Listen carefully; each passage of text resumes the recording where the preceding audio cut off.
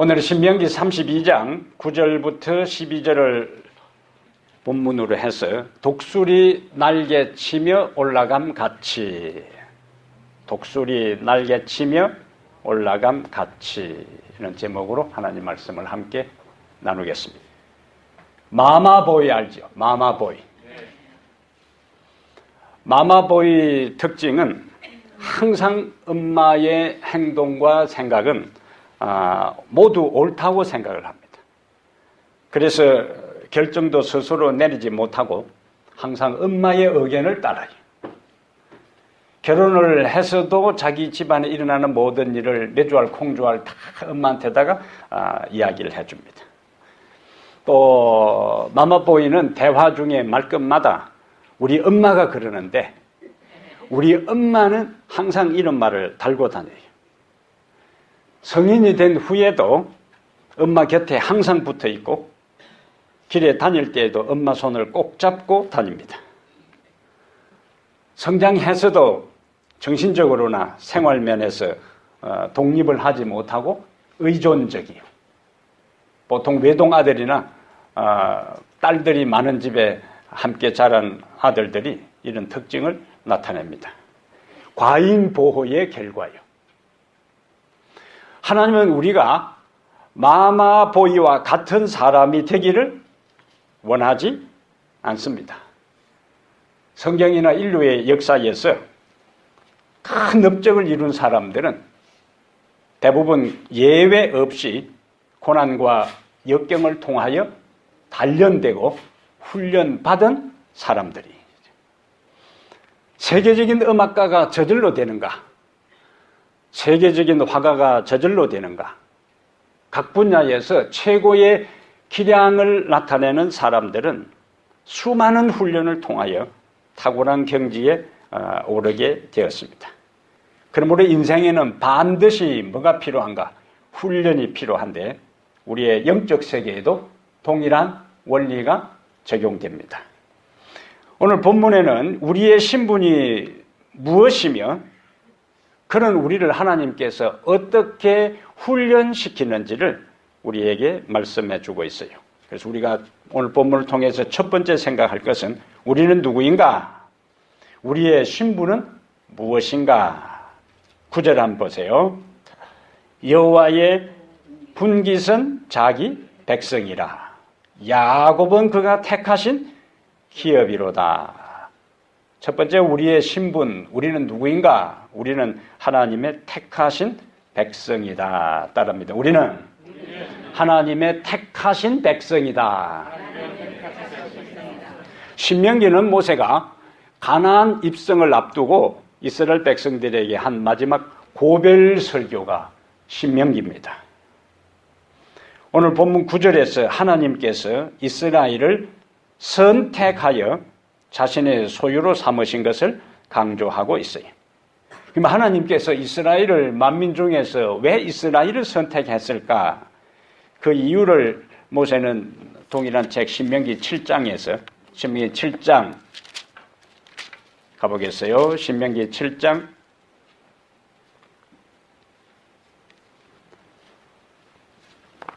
6절 보겠습니다. 신명기 7장 6절에 찾으셨어요? 너는 여호와 내 하나님의 성민이라. 내 하나님 여호와께서 지상 만민 중에서 너를 자기 기업의 백성으로 택하셨나니 여호와께서 너희를 기뻐하시고 너희를 택하심은 너희가 다른 민족보다 수요가 많기 때문이 아니라 너희는 오히려 모든 민족 중에서 가장 적으니라. 그러면서 8절에 여호와께서 다만 너희를 사랑하심으로 말미암아 또는 너희의 조상들에게 하신 맹세를 지키려 하심으로 말미암아 자기의 권능의 손으로 너희를 인도하여 내시되 너희를 거종되었던 집에서 애굽 왕 바로의 손에서 속량하셨다. 이스라엘을 선택한 것은 이스라엘이 다른 민족보다 탁월하고 더 강대하고 더 사람이 많은 것이 아니라 가장 숫자도 적었다고요. 근데 왜 하나님께서 선택했는가? 하나님이 사랑하심으로. 그 다음에 그들 조상하고 맺은 맹세 때문에 그들을 선택했다. 자랑할 것이 아무것도 없다는 거예요. 내세울 것이 아무것도 없다는 거예요. 다른 민족과 비교해서 그들이 더 탁월하고 월등하고 뛰어난 그 무엇이 있어서가 아니라 가장 중요한 것은 하나님이 그들을 뭐 했기 때문에? 사랑했기 때문에 그들을 선택하시고 자기 기업의 소유로 삼으시고 그 다음에 자기 분깃으로 자기 백성으로 삼으셨다 그랬습니다. 그러면 오늘날 우리는 어떻게 하나님의 백성이 되는가? 우리가 어떻게 하나님의 소유가 되는가? 어떻게 하나님의 기업이 되고 하나님의 분깃이 되는가? 고린도전서 6장 19절 20절에 고린도전서 6장 19절 20절에 하나님께서 우리를 값으로 사셨다.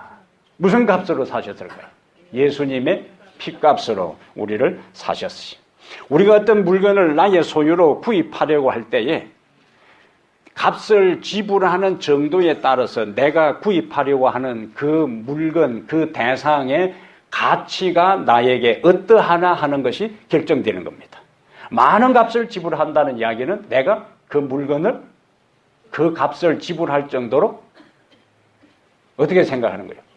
귀하게, 소중하게, 가치 있게, 값지게 생각할 때 많은 것을 지불하는 거예요. 그럼 예수님께서 우리를 자신의 소유로 삼기 위해서 예수님의 피값을 통하여 우리를 자신의 소유로 삼았다는 것은 우리들 한 사람 한 사람이 그분에게 참으로 귀하고 소중하고 가치 있고 값지다는 것을 보여주는 겁니다. 우리들 한 사람 한 사람이 다 그런 거예요. 왜냐하면 엘렌 G. 화이트는 하나님께서는 이 세상에 단 한 사람의 죄인만 있었다 할지라도 그 한 사람을 위하여 예수 그리스도를 보내셨을 것이고 예수님은 그 한 사람을 구원하기 위해서라도 절겨 십자가를 졌을 것이다 그랬습니다. 이 많은 이 우주의 수많은 사람들 가운데 이 지구에 거하는 그 많은 사람들 가운데 단 한 사람이 죄인이라 할지라도 그 한 사람을 구하기 위해서 하나님은 아들을 보내셨을 것이고 그 다음에 그 한 사람을 살리기 위해서 예수님은 절겨 십자가를 졌을 것이라고 했으니까 우리가 얼마나 소중하냐 그거예요. 예? 내가 내 자신의 가치를 어떻게 이해하고 내 정체성을 어떻게 받아들이냐에 따라서 세상을 살아가는 삶의 모습이 달라지게 됩니다. 다른 사람을 대하는 태도와 자세가 달라지게 돼 있어요. 그런데 하나님께서 우리를 누구의 소유로? 당신의 소유로 삼으셨고 그 다음에 그분은 우리의 주인이 되셨어요. 이것이 그분과 우리 사이의 관계 설정입니다. 하나님은 그냥 우리를 당신의 소유로 삼으신 게 아니고 아들의 피값을 통하여 우리를 당신의 소유로 삼으셨고 그렇게 하신 것은 우리 한 사람 한 사람이 그분에게 그만큼 소중하고 귀중하기 때문에 그렇다는 것을 기억하고 다시 한번 감사하게 되기를 바랍니다. 주인을 잘 만나야 된다는 말이 있어요. 동일한 집이라도 주인에 따라 집 내부를 어떻게 꾸미고 집 주변을 어떻게 가꾸는지가 완전히 달라져요. 자동차도 마찬가지고 그다음에 사람이 소유한 기타 물건도 주인의 관리에 따라서 방치될 수 있고 녹슬 수도 있고 그 다음에 먼지투성이에 내팽개질 수도 있고 그것이 반짝반짝 빛이 날 수도 있어요. 누구에 따라서요? 주인에 따라서. 땅도 마찬가지입니다. 남북한이 분단된 지가 약 64년 됐는데 남쪽과 북쪽에 있어서는 굉장한 발전의 차이가 있어요. 심지어 남쪽 산에는 대부분 엄청난 숲으로 우거졌는데 북쪽은 대부분 민둥산이 되고 말았어요. 그리고 인공위성이 밤에 남북한을 사진을 찍어 놓은 걸 보면은 북쪽에는 대부분 평양 외에는 대부분 깜깜하고 남쪽에는 온 천지 사방이 빛으로 환한 것이 그곳에 누가 사느냐에 의해서 그런 결정적인 차이를 가져오게 됩니다.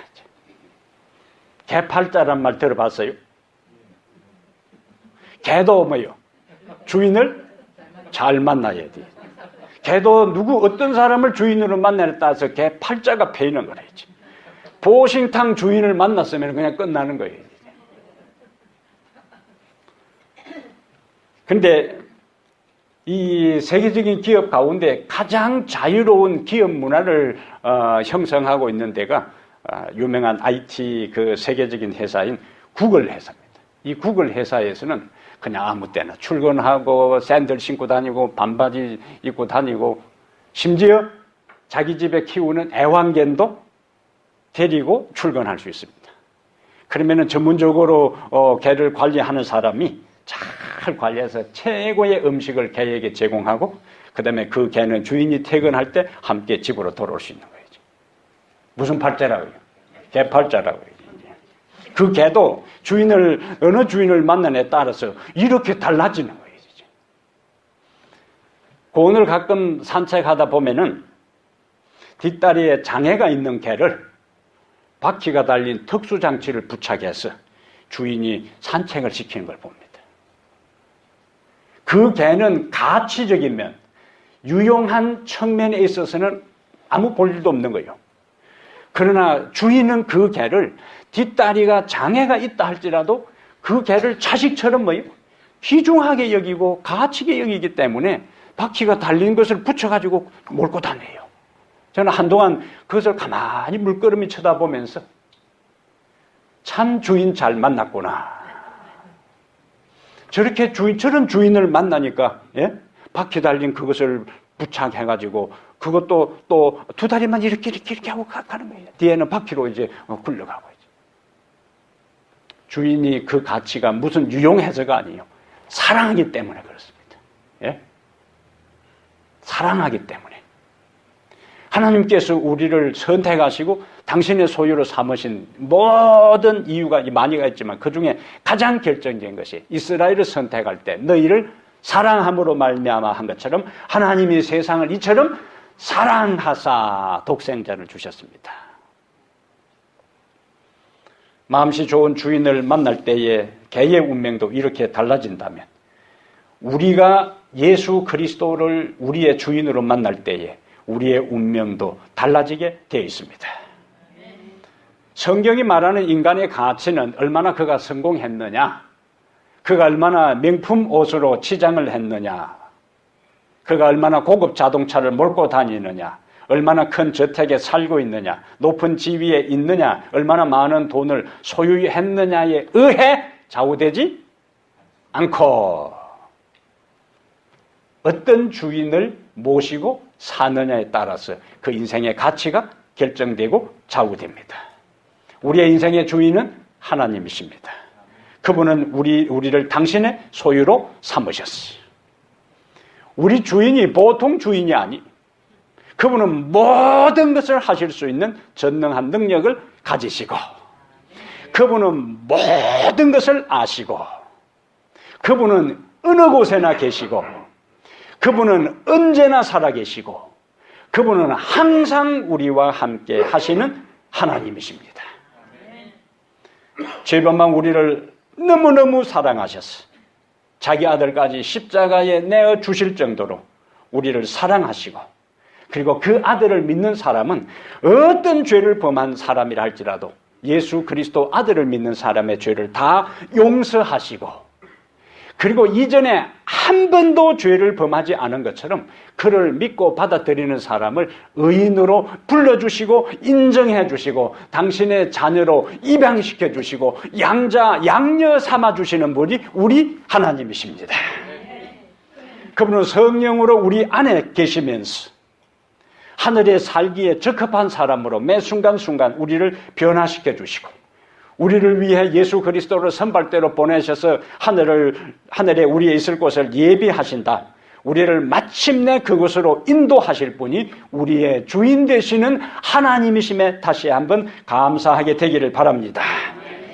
그래서 너무 세상 것에 집착하지 마세요. 너무 미련 갖지 마세요. 그러면 더 귀중한 것, 더 영원한 것, 더 고귀한 것, 더 가치고 가치 있는 것을 놓쳐버릴 수가 있어요. 하나님을 주인으로 모시는 것을 망각하고 착각하고 세상적인 모든 것에 관심을 갖고 집착하고 미련을 갖고 애착을 갖고 살아가는 순간에 그 모든 하늘의 것들을 상실하고 잃어버릴 수가 있는 겁니다. 그것만큼 어리석은 사람이 없어요. 그것만큼 미련한 사람이 없습니다. 그것만큼 멍청한 사람이 없는 거예요. 그러므로 우리는 항상 누가 우리의 주인이다.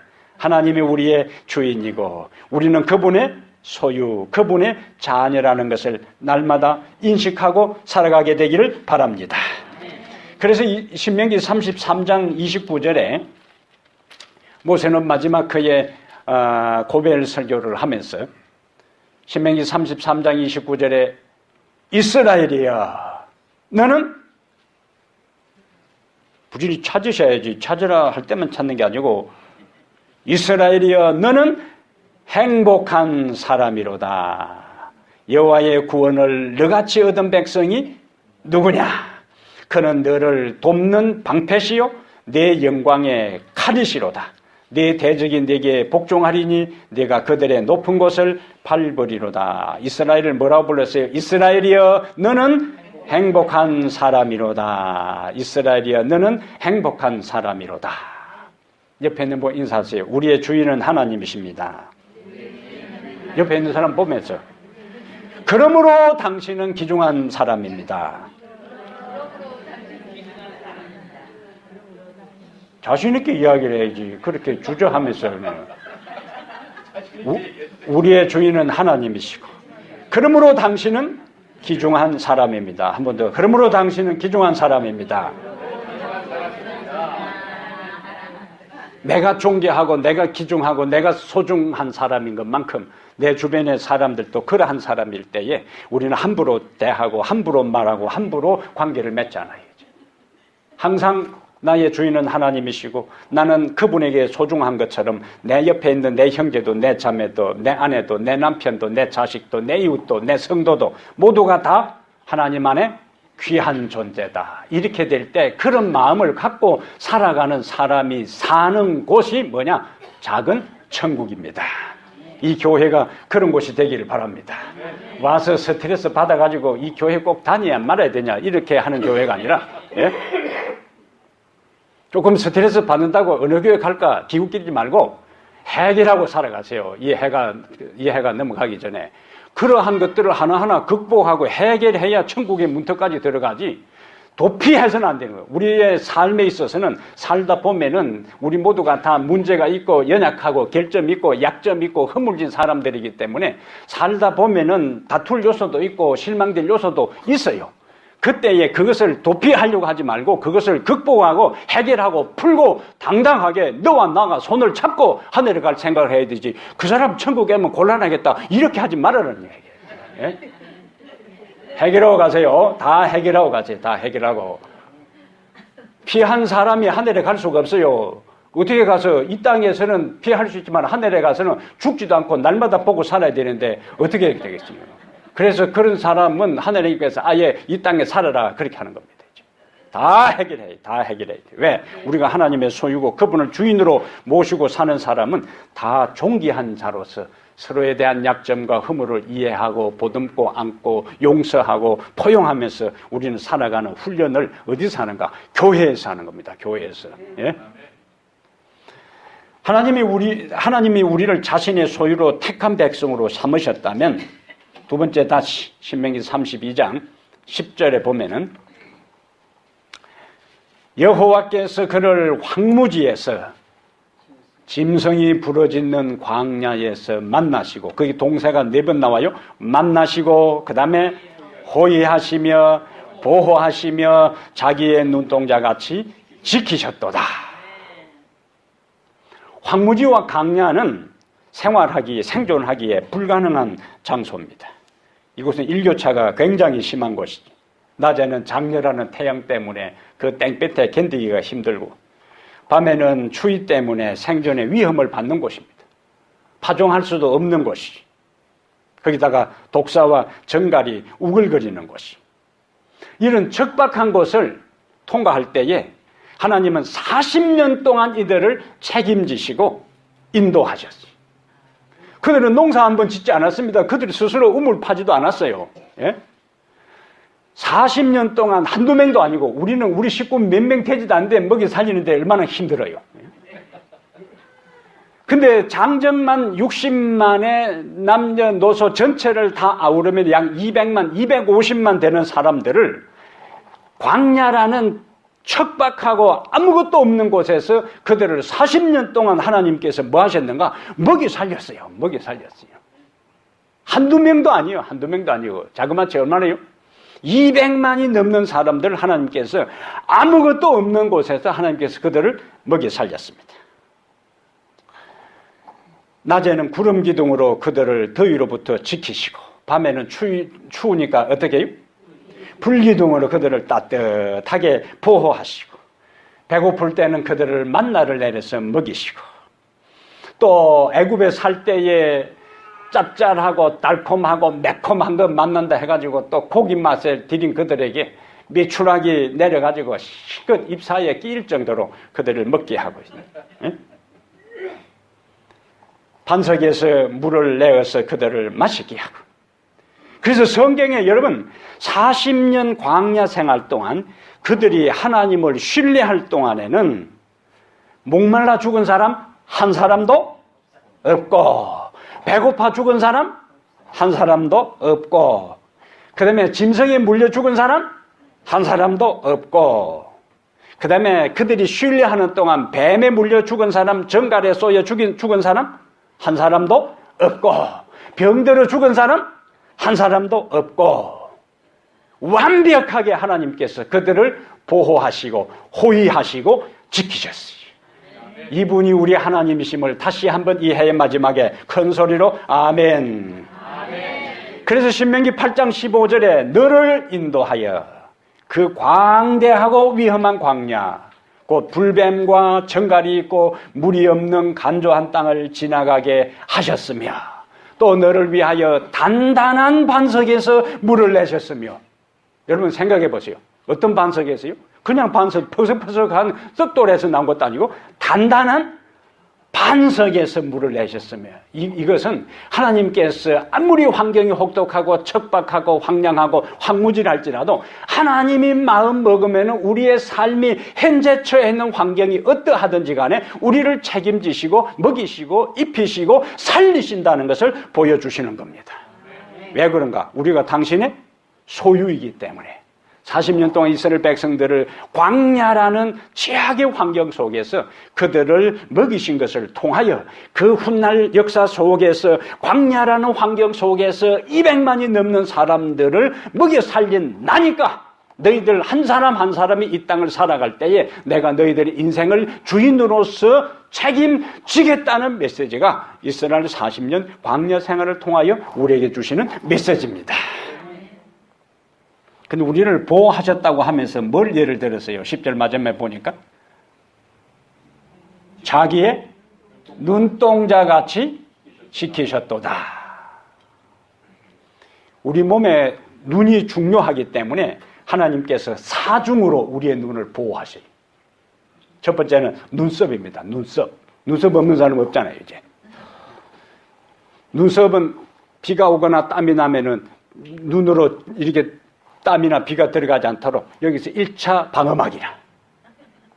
근데 요즘 못 낸다고 눈썹을 싹 밀고 까만칠을 한 사람이 있는데 그거는 창조 질서에 어긋나는 거예요. 예? 여자들이 가끔 싹 밀어버리고 까만칠만 해다니는데 그거는 눈썹이 좀 덤성덤성 하더라도 그대로 놔둬요. 그건 하나님께서 다 생각이 있어서 만들어 놓은 거니까. 두 번째 방어막은 속눈썹이에요. 속눈썹은 먼지나 티끌이 우리 눈 안에 들어가지 못하도록 보호하는 겁니다. 그런데 또 여자들이 화장하는데 속눈썹에다가 화장을 덕지덕지 붙여 다니는데 그거는 본래의 기능을 저해시킵니다. 그래서 화장을 하더라도 속눈썹 가만히 놔두세요. 화장은 속눈썹 하는 곳이 아니라 화장은 바깥에 있는 티끌이나 이물질 들어가도록 이렇게 탁 차단하는 철망인데 걷다가 화장품을 붙여놓으면은 덕지덕지 붙여놓으면은 제 역할을 못해요. 그래서 멋은 내대 창조 질서에 따라 살아가야 되는 거예요. 그 다음에 우리의 눈꺼풀이 있는데 이렇게 하면은 눈부터 감기잖아요. 방어하려고. 우리의 동공을 보호해주는 것이 눈꺼풀입니다. 그것을 하나님께서 끝나지 않아요. 눈물샘이, 우리 눈꺼풀 여기 눈물샘이 있는데 여기에서 눈물샘이 가끔씩 나와서 눈동자를 세척해주고 미세먼지를 배출해줍니다. 요즘 미디어 시대에 TV 많이 보고 그다음에 인터넷 많이 하고 스마트폰 많이 하는 것 때문에 눈물샘이 제대로 작동을 안 해가지고 안구 건조증 환자들이 많아요. 그러면 뭐 해야 돼요? 인공 눈물이라도 넣어줘야 돼. 근데 하나님께서 요 위에 샘에다가 정상적으로 필요할 때에 눈물샘에서 다 눈물이 나오게 해서 싹 닦게 하고 그 다음에 눈동자에서 증발되고 일부는 뭐예요? 코로 연결된 배수관을 통해서 밖으로 배출시킵니다. 기가 막히잖아요. 예? 그 눈물샘이 코로 연결되는 아주 작은 관인데 그걸 막히면 또 문제가 생깁니다. 그래서 수술해서 그걸 뚫어줘야 되는 거예요. 심요막측한 하나님의 설계예요. 그런데 성경은 하나님께서 우리를 보호하시고 호위하시고 지키시는데 어떻게 보호하신다고요? 자기 눈동자 같이. 누가 하나님의 눈동자를 상하게 할 수 있을까요? 아무도 하나님의 눈동자를 해칠 수가 없습니다. 그것처럼 하나님의 백성을 어떻게 한다고요? 지키시고 보호하시고 호위하신다고요. 스가랴 2장 8절에는 물은 너희를 범하는 자는 그의 눈동자를 범하는 것이라. 우리가 얼마나 소중하기에 하나님께서 하나님의 백성을 범하고 해치고 해하고 괴롭히는 사람을 하나님의 눈동자를 범하는 것으로 취급한다는 거예요. 스가랴 2장 8절의 말씀입니다. 시편 기자는 시편 17편 8절에 나를 눈동자같이 지키시고, 기도할 때만 그냥 구절로 쓰는 게 아니에요. 이거는 눈동자같이 우리를 지키시고 그냥 기도의 한 구절이 아니에요. 이거는 실제고 사실이고 현재예요. 나를 뭐같이요? 눈동자같이 지키시고 주의 그늘 아래 나를 감추시고. 우리가 하루하루 위험한 세상을 살아갑니다. 지난 1년 동안 하나님께서 우리를 무엇처럼 보호하시고? 눈동자같이 보호하시고 호위하시고 지키셔서 2017년 이 한 해의 마지막 안식일에 이곳에 나와서 살아계신 하나님 앞에 찬양하고 감사하고 말씀을 경청하고 마음을 드리고 은혜에 감사하고 표현할 수 있는 이러한 은혜를 주신 하나님 앞에 아멘으로 감사하게 되기를 바랍니다. 이 모든 것이 다 우리를 눈동자같이 지키시는 하나님의 은혜예요. 믿음 안에 우리가 살고 우리가 마지막이 중요하다 그러잖아요. 오늘이 이 해의 마지막 안식일이에요. 이 해의 2017년 마지막 안식일에 살아계신 하나님 앞에 나와서 이곳에서 예배를 드리는 것은 기적 중에 기적입니다. 아무나 예수 믿어지는 게 아니에요. 예? 제가 전도를 해보니까 그냥 쉽게 예수 믿어지는 게 아니에요. 여러분들이 제 발로, 예? 제 전화 안 받고 여러분 스스로 오늘이 안식일이구나 스스로 리듬을 잡아서 준비해서 이곳에 나와 앉아있는 이것이 무엇이라고요? 기적이요. 기적. 하나님의 은혜입니다. 하나님의 은혜. 예? 그래서 전도를 하면서 그렇게 될 듯 하다가 삐끄러져 버리고 될 듯 하다가 몇 분 나오다가 안 나버리는데 제 발로 나와 앉아있는 여러분 한 사람 한 사람을 보면은 예수님께서 그래서 여러분 한 사람 한 사람이 천하보다 귀하다고 했구나 하는 게 가면 갈수록 더 실감나는 거예요. 예? 여러분 목사 한번 해보세요. 여러분 한 사람 한 사람이 얼마나 귀중한가. 예? 여기 앉아있는 한 사람 한 사람 보면 그냥 귀해 죽겠어. 제 눈에 그렇게 보인다면 우리 하나님의 눈에 여러분들이 다 그렇게 귀하게 보이는 것에 아멘. 누군가 나를 그렇게 소중하게 여기고 누군가 나를 귀하게 여긴다면 그것만큼 이 세상에 뿌듯하고 살만한 일이 어디 있겠어요. 하나님께서 우리를 그렇게 귀중하게 보는 겁니다. 자기의 눈동자처럼 그렇게 여기는 거예요. 이사야 43장 찾겠어요? 이사야 43장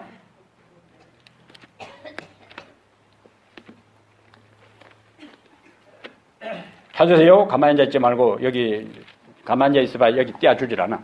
이사야 43장 눈도 움직이고 귀도 움직이고 생각도 움직이고 손가락도 움직이고 부지런히 움직이셔야 돼요. 43장 1절부터 봅니다. 몇 장이요? 1절. 예, 이사야 43장 1절. 야곱아 너를 창조하신 여호와께서 지금 말씀하시느니라. 이스라엘아 너를 지으신 이가 말씀하시느니라. 너는 두려워하지 말라. 내가 너를 구속하였고 내가 너를 지명하여 불렀느니 너는 너는 내 것이라. 그러니까 자 우리가 하나님의 것이기 때문에 어떻게 하는가? 2절. 네가 물 가운데로 지날 때에 내가 너와 함께 할 것이라. 강을 건널 때에 물을 침몰하지 못할 것이며 네가 불 가운데로 지날 때에 타지도 아니할 것이요 불꽃이 너를 사르지도 못하리니 대저 나는 여호와 내 하나님이요 이스라엘의 거룩한 이요 내 구원자임이라. 왜 이렇게 해준다고요? 1절에 너는 내 것이라. 우리 한 사람 한 사람이 다 하나님의 것이. 그래서 물 가운데 지날 때에 함께하고 강을 건널 때에 물이 침몰하지 못하게 하고 불 가운데 지날 때에 타지도 않게 하고 불꽃이 너를 사르지도 못하게 하시는 겁니다. 우리 하나님의 분명한 약속이 바로 여기에 있어요. 인간이 처할 수 있는 최악의 환경이 어디라고요? 광야입니다. 그 최악의 상황인 광야에서도 40년 동안 그들을 보호하셨다면 우리의 일상적인 우리의 삶 가운데 200만이나 되는 사람들을 아무것도 없는 가운데서 최악의 상황에서 그들을 40년 동안 아무 부족함이 없이 먹이셨던 하나님은 현재의 우리의 일상의 삶 가운데서 우리를 만나시고 우리를 호위하시고 우리를 보호하시고 우리를 지키신다는 것이 너무나 확실하기 때문에 다시 한번 아멘으로 영광을 돌리게 되기를 바랍니다. 이렇게 2017년 한 해 동안 오늘 여기에 이르기까지 인도하시고 보호하시고 지키시고 호위하신 하나님께서 2018년 한 해에도 이분을 바라보고 이분을 의지하고 이분을 삶의 중심에 모시고 이분을 주인으로 섬기고 살아가는 삶의 인생은 반드시 책임질 것을 믿게 되기를 바랍니다.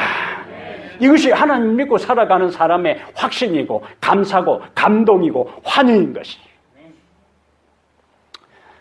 세 번째로 다시 신명기 32장으로 가세요. 이렇게 자신의 소유로 삼으신 분을 보호하신 하나님은 이제 마마보이가 되지 않도록 하나님 앞에 하나님 마마보이가 되도록 하지 않기 위해서 어떻게 하시는가? 신명기 32장 11절. 마치 독수리가 자기의 보금자리를 어지럽게 하며 자기의 새끼 위에 너풀거리며 그의 날개를 펴서 새끼를 받으며 그의 날개 위에 그것을 엎는 것 같이 여호와께서 홀로 그를 인도하셨고 그와 함께한 다른 신이 없었도다. 근데 여기 11절만 보면은 실감나는 장면이 잘 연결이 되지 않아요. 11절, 12절은 하나님께서 자기 백성을 훈련시키는 겁니다. 자기 백성을 뭐 한다고요? 훈련시켜요. 하나님은 우리가 당신의 자녀이기 때문에 우리를 눈동자처럼 보호하시지만은 우리를 마마보이로 만들질 않아요. 과잉 보호로 해서 우리가 연약한 자가 되기를 원치 않습니다. 그것이 11절, 12절이에요. 우리가 당신의 자녀이기 때문에 우리를 보호하시고 지키실 뿐만 아니라 우리를 뭐 하신다? 훈련시켜요. 여기 이제 무슨 새가 나와요? 독수리가 나옵니다. 독수리는 높은 절벽이나 낭떠러지에 사람이나 다른 주변 동물들이 함부로 접근할 수 없는 곳에 자기의 둥지를 틉니다. 그리고 이제 주변에 부드러운 옷감이나 그다음에 자기의 털을 빼내서 푹신한 둥지를 만든 다음에 그곳에 새끼를 이제 길러요. 그럼 새끼가 태어나서 가만히 있다가 애미가 오면은 뭐요? 입만 벌리면 돼. 얼마나 편해요. 예? 뭐 날개지도 할 것도 없고 먹이를 찾아 다닐 것도 없고 그냥 가만히 있으면 돼. 그리고 애미가 오면은 뭐만 안 된다고요? 입만 벌리면은 애미가 돌아가면서 다 입에다가 다 필요한 걸 먹어다 주는 거겠지. 얼마나 편해요. 그러다가 11절이죠. 그 장면을 생각하면 11절이에요. 마치 독수리가 자기의 보금자리를 뭐하고 어지럽게 하며 자기의 새끼 위에 늪을 그리며. 이거는요, 어느 정도 새끼가 이제 컸다 싶으면은 애미가 하루는 새끼는 이제 오늘도 엄마가 와서 내게 먹여주나 생각, 입을 쫙 벌리는데 갑자기 엄마가 소리를 지르면서 그냥 그 큰 날개짓을 하면서 그 둥지에서 쫓아내는 거라. 새끼는 이해를 못하지요. 왜 그동안 좋았던 엄마가, 좋았던 아빠가 갑자기 소리를 지르면서 밖으로 나가라고 하느냐. 새끼들이 잘 안 나가요. 그러면 그 안에 그 거친 나무 가지 안에 폭신하게 만들어 놓은 그 편안한 그 둥지에 있는 부드러운 것들을 애미가 다 물어서 바깥으로 버립니다. 그리고는 그래도 안 나가면은 가시를 물어다가 거기다 갖다 놓는 거예요. 새끼 입장에서는 매정하지요. 왜 우리 엄마가 이렇게 변했는가? 이해가 안 되는 겁니다. 그냥 편안하게 그곳에서 이대로, 예? 이대로 지내기를 원하지만은 엄마는 그 상태에 있어가지고는 새끼 독수리가 새의 왕, 강한 독수리가 절대로 될 수 없기 때문에 사람도 항상 큰 변화를 바라지 않고 안주하기를 원합니다. 누구나 다 마찬가지. 이것이 인간의 본성입니다. 신앙생활도 힘들게 하기보다는 다 우리 모두가 편안하게, 적당하게 타협하면서 편안하게 신앙생활도 하기를 원해요. 근데 이렇게 영적으로 타성에 젖어버리면은 나태함에 빠졌어. 하나님의 뜻을 따라 살고 하나님의 진리 앞에 결단하고 하는 것이 불가능해야 되는 거예요. 그래서 가끔 하나님은 우리의 편안한 삶의 보금자리를 흔들어요. 이스라엘 백성들이 요셉의 후광을 입어서 있을 때는 고센 땅에서 편안하게 잘 지냈습니다. 그들은 독수리 새끼가 편안하게 둥지 안에 있었던 것처럼 요셉의 후광에서 그들은 최고로 기름진 땅 어디에서? 고센 땅에서, 예? 국무총리의 후광을 입어 편안하게 잘 지냈어요. 그럼 이스라엘 백성이 어떻게 생각할까요? 이대로. 그런데 성경은 출애굽기 1장 2장의 성경은 요셉을 알지 못하는 새 왕이 일어났어. 이스라엘 고센 땅에 사는 사람들에게 흔들림이 시작되는 겁니다. 그리고 그들을 하루아침에 노예로 삼아버리고 국고성 비돔성을 라암셋을 짓고 비돔성을 짓고 그 다음에 벽돌을 짓게 만들면서 그들은 이제 고통스러운 삶에 들어가게 돼요.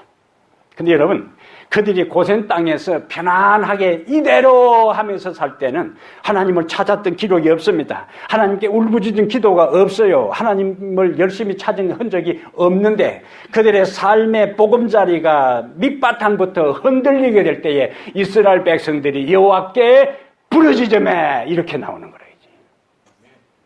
그러므로 우리의 삶의 과정에 항상 편안하고 평탄하고 건강하고 성공하고 모든 것이 잘 될 때는 하나님을 열심히 찾고 감사하고 찬양할 것 같지만은 그냥 그것을 당연하게 여겨버립니다. 하나님이 뒷전으로 밀려버려요. 그러다가 삶의 위기가 닥치게 될 때에 그동안 찾지 않았던 것, 그동안 생각지 않았던 하나님을 찾게 되고 무릎 꿇지 않았던 사람이 무릎을 꿇고 뒤쪽으로 팽개쳐 놓았던 성경을 일주일 교회에 왔다가 집에 가서 그대로 모셔놓았다가 가방 들고 오던 사람들이 꺼내서 성경을 읽기 시작하는 거예요. 그렇게 해서라도 하나님은 그 사람을 뭐하기 위해서? 살리기 위해서요. 영적으로 살리기 위해서 삶의 보금자리를 뒤흔들어요. 건강하던 사람이 갑자기 몸에 이상이 생기고 사업이 잘 돼서 이대로 했는데 돈 세는 재미로 사는데 갑자기 사업에 문제가 생기고 자녀들이 고분고분 말을 잘 들었는데 갑자기 바깥으로 나돌기 시작해. 인간관계가 너도 나도 잘 지냈는데 갑자기 인간관계에 있어서 틀어지는 일들이 생기기 시작합니다. 우리의 삶의 보금자리가 흔들리는 상황이에요. 하나님께서 우리의 컴포트존, 안전지대에서 우리를 뭐요? 끌어내요. 결국에 뭐냐? 하나님을 찾게 하기 위해서 우리를 훈련 과정으로 이끄시는 겁니다. 애미 독수리가 새끼를 이제 막 강제로 쫓아내고 안 나가면은 그 안에 있는 부드러운 거 다 끄집어내고 그 다음에 그래도 안 나가면은 가시까지 물에다가 그 안에 내놓으면은 새끼가 견디다 못해서 막 빠져나오면은 그들을 밀쳐 떨어뜨립니다. 그 높은 그 낭떠러지에다가 떨어뜨리는 거죠. 그럼 새끼는 살기 위해서 어떻게 해야 돼? 날개짓을 해야죠. 한 번도 안 해봤지만 본능적으로 날개짓을 해야 돼. 그런데 한 번도 날개짓을 안 했으니까 해봐도 올라가는 것이 아니라 떨어지는 속도만 좀 줄어들 뿐이지 떨어지기 시작하는 거예요. 그것이 그 다음 장면이에요. 그의 날개를 펴서 새끼를 받으며 그것을 애미는 지켜보다가 저 밑에 도저히 역부족으로 땅에 추락될 상황에 어미는 쏜살같이 내려갔어. 그 떨어지는 새끼를 탁 받았어. 그것으로 그냥 봐주는 게 아니에요. 이제는 더 공중 높이 날아 올라가는 겁니다. 새끼는 후유하고 안심하는데 잡아 흔들어서 어떻게 또 떨어뜨리는 거예요. 또 뭐 해야 되는 거예요? 날개짓을 해야 되는 거예요. 이제는 조금 힘이 생겨서 떨어지는 속도가 줄었다. 그러면 또 다시 추락되기 전에 땅에 부딪히기 전에 애미는 그를 받아서 또 하늘로 데려오라. 반복해서 훈련을 시키죠. 그러면서 날개에 근육힘이 생기고 그러면서 엄마를 따라서 유유히 하늘을 선회하는 강한 독수리로 거듭나는 겁니다. 여러분 여기에서 애미 독수리가요. 그 새끼를 잡아 흔들어서 떨어뜨릴 때에 절대로 애미 독수리가 새끼가 바닥에 떨어져서 부딪혀 죽게 하지를 않아요. 반드시 그 부딪히기 전에 재빨리 날아와서 받아서 그를 살려주는 거예요. 하나님 안에서 우리가 인생을 살아갈 때에 이제는 아무 가망성이 없고 아무 희망도 없고 해결의 실마리가 보이지 않는다고 하는 순간에도 하나님이 나를 살리기 위한 훈련의 과정이면은 절대로 그 어려움 가운데 우리를 하나님께서 방치해 두지 아니하시고 도저히 내 힘으로 내 능력으로 내 방법으로 내 경험으로 해결할 수 없는 순간에 하나님께서 개입하셔서 우리를 회복시키시고 우리를 다시 살리신다는 것을 확신하게 되기를 바랍니다. 아무리 인간적으로 깜깜하고 해결의 실마리가 보이지 않아도 절대로 하나님은 이제 죽었다 하는 순간에 하나님께서 우리를 살리시는 거예요. 그래서 그 살아남이 내가 잘나서 살아나는 것이 아니라 전적으로 하나님이 나에게 자비를 베푸셔서 나를 살리셨구나 할렐루야 하고 주님을 찬양하게 우리를 만드신다는 거예요. 예? 시편 37편 24절에 저는 넘어지나 아주 엎드러지지 아니함은 여호와께서 손으로 붙드심이로다. 저는 넘어지나 아주 엎드러지지 아니함은 여호와께서 손으로 붙드심이로다. 아이들을 데리고 이제 따박따박 걷는 아이들을 데리고 사람들이 많이 모이는 곳에 구경을 가는데 아이 나름대로 아빠 손을 꼭 잡았다 할지라도 그 인파에 밀려서 자주 아이들이 아빠 손을 놓쳐요. 그러면은 아이가 아빠 손을 붙잡는데 한계가 있음을 안 아빠는 이제는 아빠의 큰 손으로 아이를 딱 잡고 뭐요? 인파를 해치고 나가는 겁니다. 우리가 하나님을 붙잡는 손이 믿음의 손이 하나님을 바라보는 우리의 눈길이 때로는 그 하나님을 놓쳐버리고 하나님을 붙잡았던 손이 연약하여 빠져나갈 그때에 하나님은 우리를 그 상태로 두지 아니하시고 당신의 온 세계를 붙드는 능력의 손으로 우리를 붙잡아 주기 때문에 우리는 절대로 실패와 패망과 파멸을 두려워하지 말고 오로지 그분만을 바라보면 우리 인생의 미래는 반드시 있음을 기억하게 되기를 바랍니다. 하나님 절대로 당신의 소유로 삼으시고 아들의 핏값으로 당신의 소유로 하나님의 자녀로 삼은 우리를 포기하지 않습니다. 끝까지 책임지신다는 것을 한순간도 잊지 아니하시고 올해 이렇게 살아온 것처럼 내년에도 그런 믿음으로 살아가게 되기를 다시 한번 축복합니다. 이렇게 훈련된 독수리는 세중의 왕으로서 이제 최고 조류학자들에 하면은 5,000m까지 올라갈 수 있다는 거죠. 5,000m까지. 그리고 시속 200km까지 날을 수 있다는 거죠. 얼마나 빨라요? 여러분 자동차 200km 달려봤어요? 달려본 아무도 없잖아요. 독수리는 그렇게 달릴 수 있다니까. 한 시간에 200km를 쫙 날아갈 수 있어요. 다른 참새들은 조금만 해가지고 짹짹기리고 나풀나풀 달아다니다가 폭풍이 온다 싶으면 다 도망가고 숨어버린 거예요. 그런데 독수리는 본능적으로 폭풍이 온다 싶으면 밀려오는, 그 폭풍이 밀려오는 방향을 향해서 2m 이상 되는 날개를 쫙 펴면은, 예? 독수리가 자기 날개의 힘을 이용해서 그 높이 올라가는 것이 아니라 불어오는 폭풍의 힘을, 응력을 이용해서 쫙 날아올 수 있는 거예요. 훈련된 하나님의 백성들은요, 매 순간순간 인생을 살아가면서 크고 작은 일들을 통하여 믿음이 단련되고 영적 믿음의 날개에 근육이 붙은 사람들은 인생에 이런저런 시련이 오는데 주눅들지 않고 겁내지 않고 쫄이지 않고, 예? 무서워하지 않고 당당하게 그것을 맞서서 오히려 그것을 도약의 발판으로 삼아 하나님께로 가까이 나가는 전화위복의 기회로 삼는 사람이 바로 믿음의 날개가 강해진 사람들이라고요. 예? 저는 시골에서 닭을 키워봤어요. 혹시 닭 키워본 사람 있어요? 닭이 날개가 있어요, 없어요? 닭이 날개가 있어요. 닭도 날아갑니까? 날아가요. 닭은 평소에는 안 날아. 그러다가 진짜 다급할 순간에 타다닥거리면서 날아가는데 얼마 날아가지도 못하고 땅에 떨어져요. 왜? 날개에 비해서 몸통이 크기 때문에 그런 거예요. 그는 날기 위해서 한 번도 연습을 하고 준비되지 않았고 추석 항상 고개를 땅에 쳐박고 꼭꼭꼭꼭꼭 하고 추석 먹어가지고 몸통이 컸으니까 날아볼래 봐요. 못 날아가. 하나님을 믿는다고 하는 사람들이 하늘을 바라보고 날개짓을 하지 않은 상태에 있어서는요, 조금 날 것처럼 보이다가 그냥 퍼들퍼들 하다가 떨어지고 말아요. 하나님께서 우리를 훈련시키는 것은 그런 날개 가지고는 하늘까지 비상할 수 없다는 거예요. 그래서 세상에 속한 것은 점점 다이어트를 하고 하늘을 날아갈 수 있는 강한 날개를 만들었어.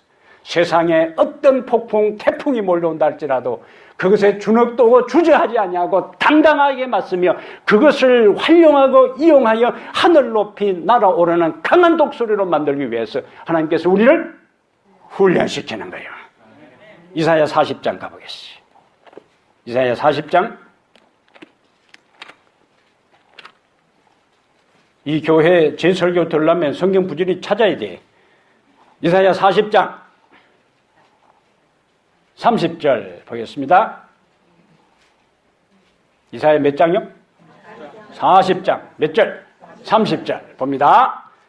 소년이라도 피곤하며 곤비하며 장정이라도 넘어지며 쓰러지되 오직 여호와를 앙망하는 자는 새 힘을 얻으리니 독수리가 날개치며 올라감 같을 것이요 다른 박질하여도 곤비하지 아니하겠고 걸어가도 피곤하지 아니하리로다. 아멘. 독수리는 자기 힘으로 올라가는 게 아니에요. 요 구절을 잘 보세요. 오직 여호와를 앙망하는 자는 새 힘을 얻으리니 독수리가 날개치며 올라감 같을 것이요. 우리가 하늘을 향해서 비상하고 믿음의 날개짓을 하는 것은 내 힘과 내 능력으로 하는 것이 아니라 여호와를 앙망함으로 그분이 주신 새 힘을 의지해서 우리는 하늘로 비상할 수가 있습니다. 예? 세상의 모든 우리가 비행기를 타고 가면은 지상에서는 비가 억수같이 쏟아져도 비행기가 이륙하고 착 하면 구름 위에 가면 뭐예요? 햇볕이 쫙 나잖아요. 믿음의 날개를 가지고 우리의 눈앞을 가로막고 있는 먹장구름을 바라보지 말고 그 먹장구름 너머에 밝고 환한 햇빛이 비추는 그것을 뚫고 올라가야 되는 거예요. 거기까지 가는 데 있어서는 하나님께 주신 믿음의 힘, 새 힘, 그분을 바라보고 앙망하는 사람에게 주어지는 하늘의 힘이 우리에게 필요합니다. 누구도 피곤한가? 소년이라도 피곤하며, 이 소년은 인생의 한창 때를 이야기하는 거예요. 소년이라도 피곤하며 곤비하며 장정이라도 넘어지며, 옛날 성경에 자빠지되 좀 이상하잖아요. 넘어지며 쓰러지되. 하나님을 앙망하지 아니한 자에 있어서는 피곤하고 곤비하고 넘어지고 쓰러지지만 아무리 외행적으로 연약한 것처럼 보일지라도 여호와를 앙망하는 자는 무슨 힘을 얻고 새 힘을 얻어서 독수리의 날개치며 올라가면 같을 것이. 여러분 얼마나 멋있지. 태풍이 몰릴 때 다른 짭새들 참새들은 음마야 하고 다 도망가서 남부산에 숨어 있는데 날개를 펴서 유유히 하늘을 나르는 그것처럼 하나님을 믿고 살아가는 여러분과 나의 삶이 바로 그런 삶이라는 것을 확신하게 되기를 바랍니다. 2017년 한 해 동안 우리는 그런 삶을 살아온 것처럼 2018년 한 해 동안에도 하나님께서 우리를 만나시고 우리를 호위하시고 우리를 보호하시고 우리를 지켜주실 것입니다. 왜 그런가? 우리는 그분의 소유이기 때문에 그래요. 그리고 우리를 보호하시고 우리를 눈동자처럼 지키실 것입니다. 지나간 1년 동안 믿음 안에 오늘 여기까지 신앙의 경주를 해오신 여러분, 2018년 한 해 동안도 이탈되는 사람이 아니라 물러가는 사람이 아니라 주저앉는 사람이 아니라 떨어져 나가는 사람이 아니라 다른 교회로 이동하는 사람이 아니라 믿음 안에서 이 해의 마지막에 이 자리를 지켰던 것처럼 2018년 마지막 안식일에 더 강한 믿음의 소유자가 되어서 더 날겐 믿음의 근육을 가진 자가 되어서 이 자리에 마지막 찬양과 감사의 예배를 드릴 뿐만 아니라 우리 곁에 또 다른 사람까지도 믿음의 날개를 가지고 참여한 사람들이 더 많이 참여하는 축복을 누리게 되기를 바랍니다. 지나간 1년 동안 우리를 변함없이 인도하신 사랑의 우리 하나님께서 새해 우리 앞에 그 어떤 험산줄령 같은 문제가 가로막고 있다 할지라도 우리는 그것을 이길 수가 있습니다. 우리는 그것을 정복할 수 있습니다. 우리는 그것을 돌파할 수가 있습니다. 하나님이 우리의 주인이시고 그분이 새 힘을 주시기 때문에 우리 모두의 앞길은 평탄할 것이고 승리자가 될 것입니다. 이 역사가 여러분 모두에게 함께하기를 주의 이름으로 축복합니다. 하나님 우리 아버지시여, 사랑의 종소리가 은은하게 울려 나갈 때에 우리의 가슴 속에 하나님을 향한 자비와 사랑 때문에 주님을 다시 한번 우리의 마음을 다하여 우리의 인생의 주인으로 우리의 구원자로 고백할 수 있는 이 시간 주시니 감사합니다. 2017년 우리들 각 개인과 우리들 교회에 크고 작은 일들이 많이 있었습니다. 그러나 하나님, 그러한 와중에 이 마지막 안식일에 우리가 신앙을 떠나지 아니하고 우리의 삶에 어떤 변고가 생기지 아니하고 오늘 이 시간 사랑하는 성도들과 함께 손에 손을 마주잡고 살아계신 우리 하나님 앞에 찬양하며 아름다운 성도의 교제를 나눌 수 있는 이 특권과 은혜를 주셨사오니 감사합니다. 아멘. 함께 살다 보면은 다투는 일도 있고 갈등나는 일도 있고 상처를 주기도 하고 상처를 받기도 합니다. 서로 사랑하게 해 주시옵소서. 아멘. 서로 감싸주게 해 주시옵소서. 아멘. 우리는 이 땅에서 등을 돌릴 사람들이 아니라 우리는 이 땅에서 서로의 얼굴을 외면할 사람들이 아니라 우리는 서로를 바라볼 때에 부담스러운 존재가 아니라 손에 손을 마주잡고 함께 하늘에 가야 할 소중한 존재들입니다. 아멘. 아버지, 오늘 우리가 서로 손에 손을 마주 잡았습니다. 우리 교회 성도들이 주님 안에서 이렇게 사랑의 줄로 하나로 연결되게 해 주시옵소서. 마음이 연결되게 하시고 생각이 연결되게 하시고 삶의 가치관과 삶의 우선순위가 주님 중심으로 하나로 연결되게 해 주시옵소서. 형제가 연약하여 넘어질 때에, 형제가 연약하여 쓰러질 때에 다가가 가만히 손잡아 일으켜 세워줄 수 있는 아름다운 사랑의 손길이 되게 하여 주시옵소서. 아멘. 그래서 세상의 삶에 지치고 시달리다가 이 교회에 와서 하나님을 예배하고 성도회를 마주할 때마다 새로운 힘이 나게 하시고 새로운 용기를 얻게 하시고 새로운 믿음이 새록새록 솟아나게 해 주시옵소서. 아멘. 2017년 한 해 우리를 인도하신 하나님, 2018년 한 해를 온전히 하나님께 맡깁니다. 우리 모두에게 새 힘을 주시옵소서. 독수리의 날개치며 비상할 수 있는 능력을 주시옵소서. 우리 앞에 닥쳐오는 크고 작은 문제로 인하여 주눅들고 그것으로 인하여 흔들리지 않게 하시고 오히려 그것으로 인하여 이 큰 풍랑 까닭에 더 빨리 간다는 찬미가 가사처럼 주님께 울부짖게 하시고 주님께 기도하게 하시고 주님의 손을 붙잡게 하시고 주님을 바라보며 살아가는 놀라운 전화위복의 기회가 되게 하여 주시옵소서. 지난 1년 동안에 우리들 각 가정의 아픔들과 슬픔들과 문제들이 해결된 사람도 있을 것이고 아직도 그 문제를 안고 있는 사람들도 있을 것입니다. 그러나 그 모든 과정을 통하여 우리를 강하게 훈련시키는 하나님의 섭리로 알고 훈련시키되 우리가 절대로 망하게 하지 아니하시고 강한 전능한 팔로 붙들어 일으켜 세워주시는 하나님을 의지하며 강력한 믿음으로 단단한 각오로 이 세상을 헤쳐나가도록 축복하여 주시옵소서. 이제는 우리 주 예수 그리스도의 은혜와 하나님 아버지의 무한하신 사랑과 성령의 감화감동 내주 충만한 역사가 새 힘을 가지고 독수리의 날개치며 새로운 한 해를 살아가기로 결심한 우리 모든 성도들 머리 위에 이제부터 영원토록 함께 있을지어다. 아멘.